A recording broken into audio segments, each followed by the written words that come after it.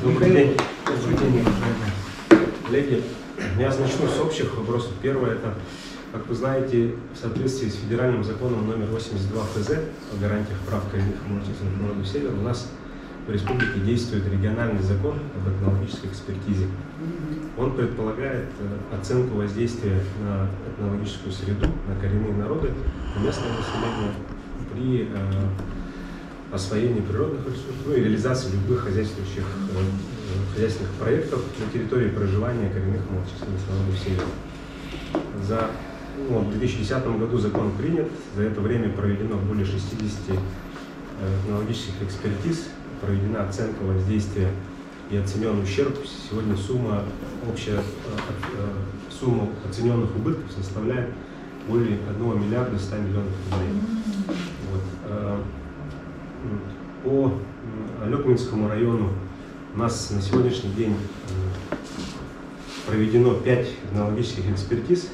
Это строительство ЛЭП было в 2015 году, потом это эксплуатация космодрома Восточный, там просто в Алекминском районе район падения частей ракет был.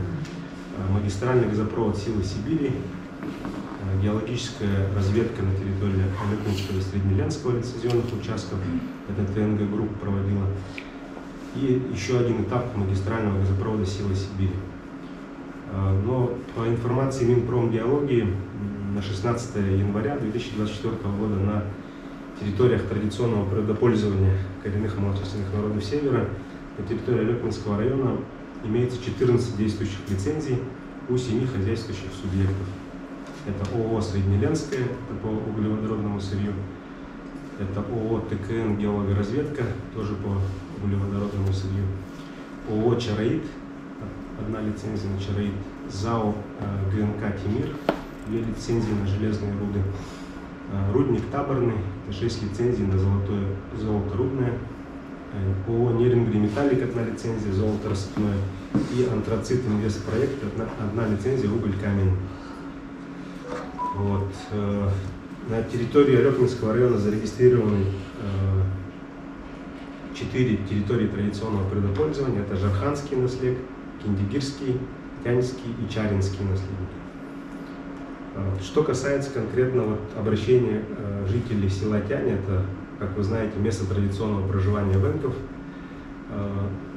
Они занимаются оленеводством, рыболовством, охотой, этим живут. И, в принципе, уже больше 20 лет там ведется золотодобыча. Да? Мы провели по итогам рассмотрения обращения граждан. Там были выдвинуты несколько моментов. Да? Первое, это триггером к этому обращению послужило то, что компания объявила о публичных слушаниях по месторождению врезанное. То есть у людей сложилось впечатление, что компания расширяет свою деятельность по территории, то есть уходит на другие территории, и это вызывает беспокойство граждан. При этом мы собрались, органы исполнительной власти, Минэкологии, Министерство промышленности и так далее, общались с компанией. По информации компании, она говорит, что они в этом месторождении, в составе их предыдущих месторождений, но не выходит за границы контура, который они до этого заявляли. Второй момент – это то, что у людей, конечно же, беспокойство вызывает состояние экологии, потому что видят, что золотодобыча – это вообще всегда негативное воздействие на природную среду, а так как они занимаются и охотой, рыболовством, оленеводством, соответственно, у них есть опасения о будущем своей традиционной хозяйственной деятельности. Ну и третье – это взаимоотношения с компанией. Они требуют большей открытости, большей со стороны компании вовлеченности и поддержки жителей села, чтобы компания участвовала в социально-экономическом развитии села. Но там, конечно, есть и, к сожалению, история, конфликтная история взаимодействия жителей и компании. Давненько уже. Уже давно, да, она существует. Хотя изначально, когда только компания зашла 20 лет назад, и они, в принципе, неплохо начали. Это была первая компания, которая заключила соглашение с общиной. Напрямую они работали, у них было полное взаимопонимание. Но потом, к сожалению, появилась Руководство поменялось, может быть. Ну, возможно, собственник поменялся, еще что-то. Но было там уголовное дело, начался конфликт. Вот, поэтому вот это все как бы является тоже одной из основных причин этой конфликтной ситуации.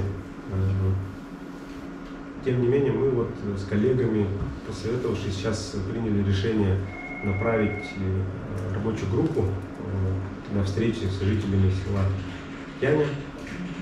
5 вот, буквально в днях состоятся публичные слушания в городе Алюкминск по этому месторождению вырезанное.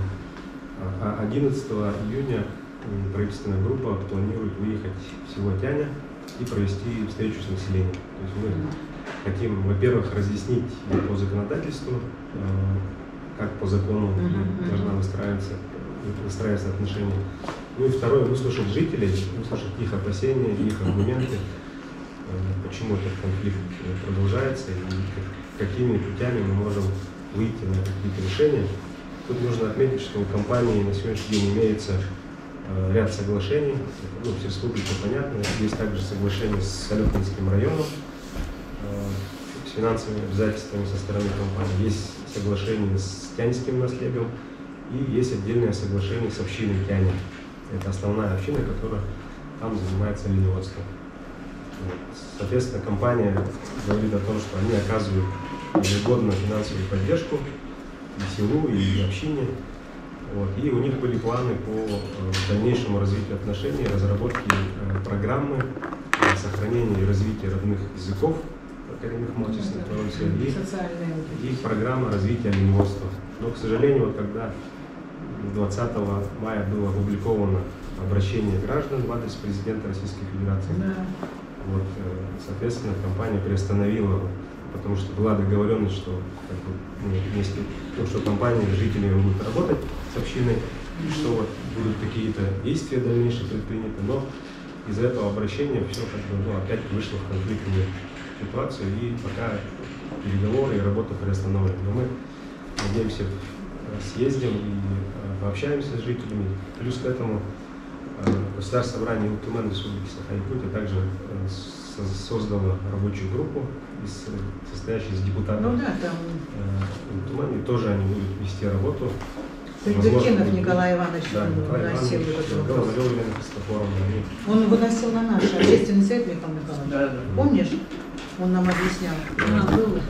Ну и последнее, хотел вот проинформировать, что мы вот эти несколько лет мы добивались от компании проведения этнологической экспертизы в соответствии с законом Республики Саха-Якутия. К сожалению, компания все эти годы нарушала законодательство республики и не проводила этнологическую экспертизу. Но вот благодаря вот этому обращению граждан села Тяня буквально на прошлой неделе компания Нордголд подала 3 заявления на проведение этнологической экспертизы. Сейчас это заявление находится в работе в нашем министерстве, то есть мы проводим проверку на комплектность поданных документов и затем уже будем проводить конкурсные процедуры по проведению этнологической экспертизы. Ну и мы считаем, что вот инструмент этнологической экспертизы позволяет на ранних этапах предупреждать вообще вот такие конфликтные ситуации. Если бы компания заранее сразу бы провела этнологическую экспертизу, то, наверное, почва для конфликтов было бы меньше, потому что было бы научно обоснованные какие-то решения по комиссионным выплатам. Можно судить и умышленные какие-то затягивания. Почему? Потому что это же закон. Проведение этнологической экспертизы. А почему они не выполняют закон-то? Должны и санкции быть на то, что они не выполняют. Но, к сожалению, это не человеческий. К сожалению, в нашей республике вот закон действует, и в основном процедуру этнологической экспертизы проходят социально ответственные компании, в основном крупные компании, которые у нас действуют. Это там Роснефть, Газпром, Алрос, Алмаза, Набара и так далее. Да? А вот по мелким компаниям у нас, к сожалению, есть большие проблемы, потому что особенно по золотодобывающим небольшим компаниям, средним и небольшим, у которых период эксплуатации месторождений короткий, они вот отработали лето, да, сразу ушли, да, промывочный сезон и ушли. То есть не успевают не провести ничего, наносят ущерб, и поэтому есть много выпадающих, так скажем, компенсационных выплат. Да? Мы сейчас, вот ушел коллега с Роспотребнадзора, но мы вот с ними из Минпром геологии активно ведем работу, потому что с нас и прокуратура требует законные знаки. Мы проводим работу с недропользователями, чтобы они проводили этнологическую экспертизу. Но тут есть такой момент, что привлечение к административной ответственности, у нас есть предусмотрена административная ответственность за непроведение этнологической экспертизы и за нарушение режима территории традиционного землепользования. Но вот эти полномочия переданы на местный уровень, то есть право подписывать протоколы об административных правонарушениях переданы главам муниципальных образований. К сожалению, муниципалы очень плохо ведут эту работу. Есть только там 2 района, которые активно работают. Вот эти административные комиссии районов, к сожалению, практически очень слабо ведут работу с недропользованием по привлечению их к ответственности. Потому что вот когда они ведут, все они рассыпается и в суде, и везде. Документы. Правильное решение. Да. Передать людям, чтобы они Правильное, но оно не работает. Без зубы. Да. Вот. И мы тоже неоднократно ставили вопрос о том, чтобы нашему министерству были переданы полномочия по контролю и по надзору, но при этом, чтобы нам дали штатный единиц, потому что у нас наплыв заявлений очень большой, промышленной компании очень много, да? И у нас всего лишь 1 человек занимается технологической экспертизой, поэтому мы просили штатные единицы и дать нам полномочия по контролю и надзору, но, к сожалению, не было поддержано в правительстве республики, поэтому мы вынуждены сейчас вот в таком режиме работать. И со стороны прокуратуры очень много к нам вопросов, связанных с тем, что мы не привлекаем к ответственности. Да?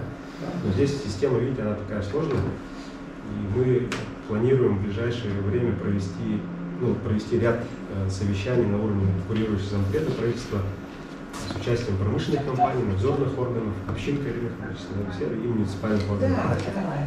И разъяснять, и все это, чтобы они реализовывали. Ну, сейчас закон-то есть. Можешь узнать, пожалуйста, а сколько лет вот уже работает, получается, свое? Насколько я знаю, где-то 23 года, по-моему.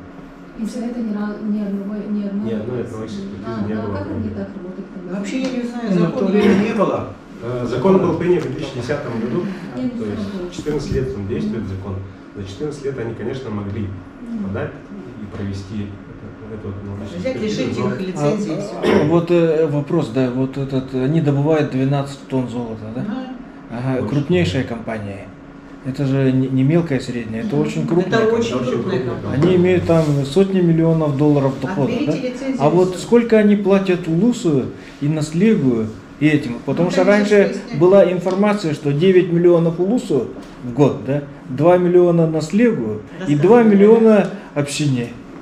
При доходе 600 миллионов долларов. Круто. Срок какой При прибыли.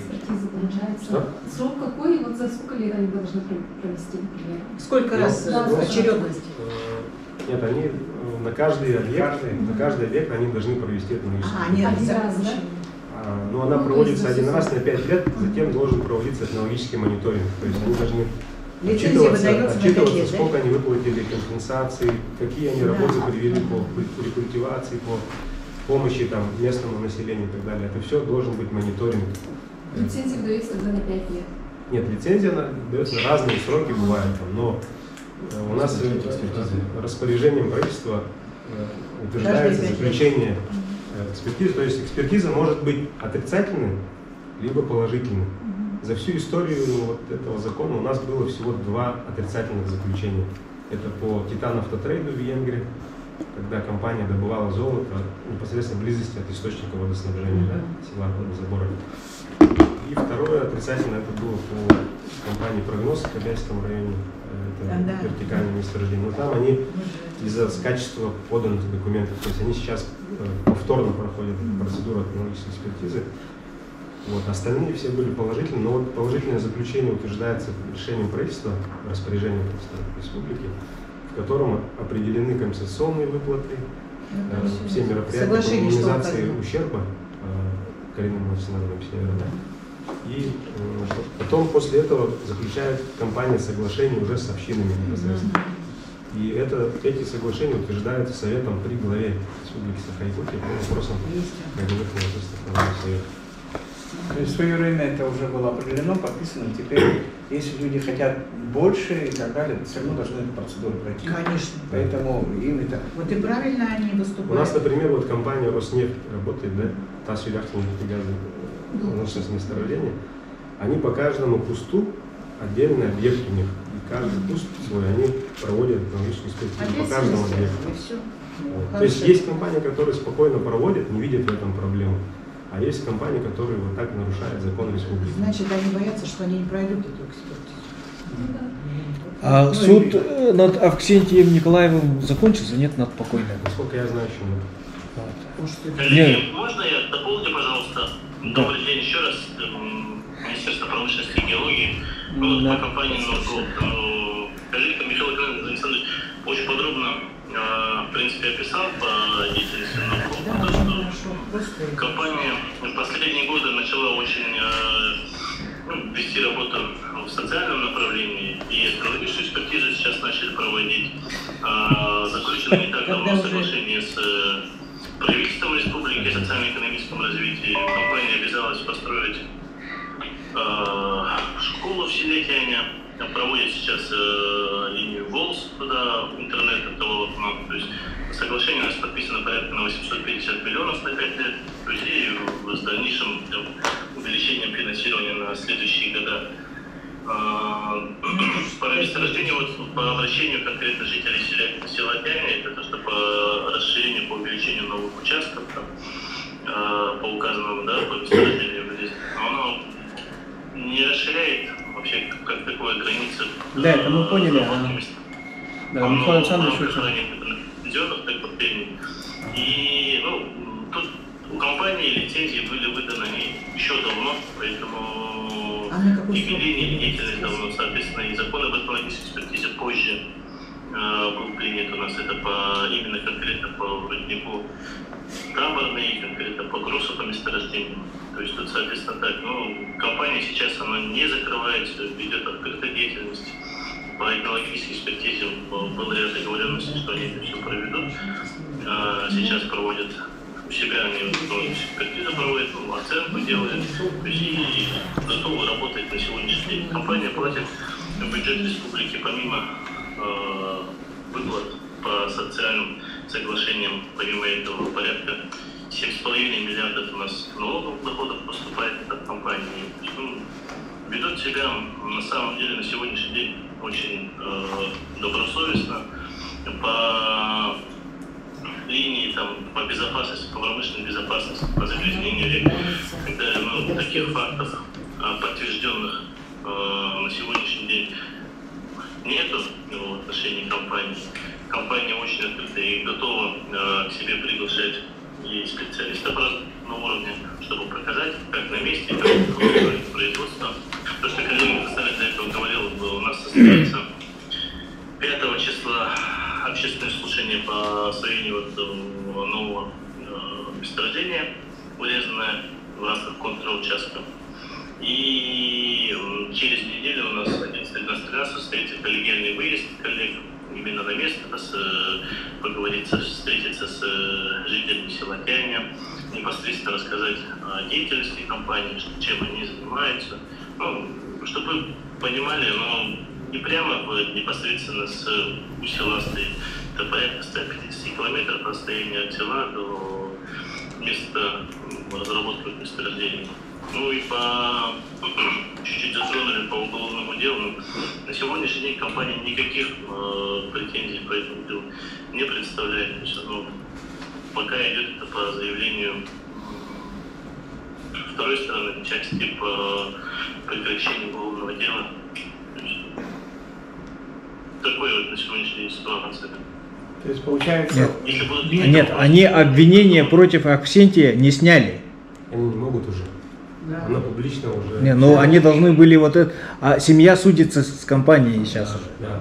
А семья судится? Да. Нет, сейчас семья судится с правоохранительными органами в связи с тем, что уголовное дело у нас может быть на сегодняшний день в соответствии с уголовным кодексом прекратиться здесь со смертью обвиняемого, но по нереабилитирующим основаниям. Семья хочет добиться полной реабилитации у суда, поэтому и судится. Но со стороны компании на сегодняшний день никаких мер не принимается, чтобы помешать этому как-то и так далее. Что понимание полное есть в этой части. То есть внутри наслега общин еще нужно разобраться. Потому что они единую позицию они не выработали. Я сам присутствовал на ВКС, мне отправляет договор, это если договор, протокол решения, где то, что вот говорилось, это не отражено. И тут я говорю, я не буду подписывать протокол, там будет. Ну то есть надо как-то координировать. Когда сидит представитель компании, приглашенные по Zoom ученые и наслед и общины, я вижу, что там нету контролирующего вышестоящей структуры, все они со своими интересами тянут. Поэтому нужно, чтобы в обязательном порядке вы, представители министерства, всегда присутствовали. Потому что вы все-таки структура, которая должна навести. Как Минприроды. Ну, организатор. Вот, организовали же, да. Каждый раз они всех собирают. И вам тоже надо вот это вам такое пожелание, мы это наше решение отразим, потому что понятно, что промышленности, производственные вещи, а ближе к людям вы. Да. Поэтому в этом плане вот такого пожелания мы это тоже отразим. Так.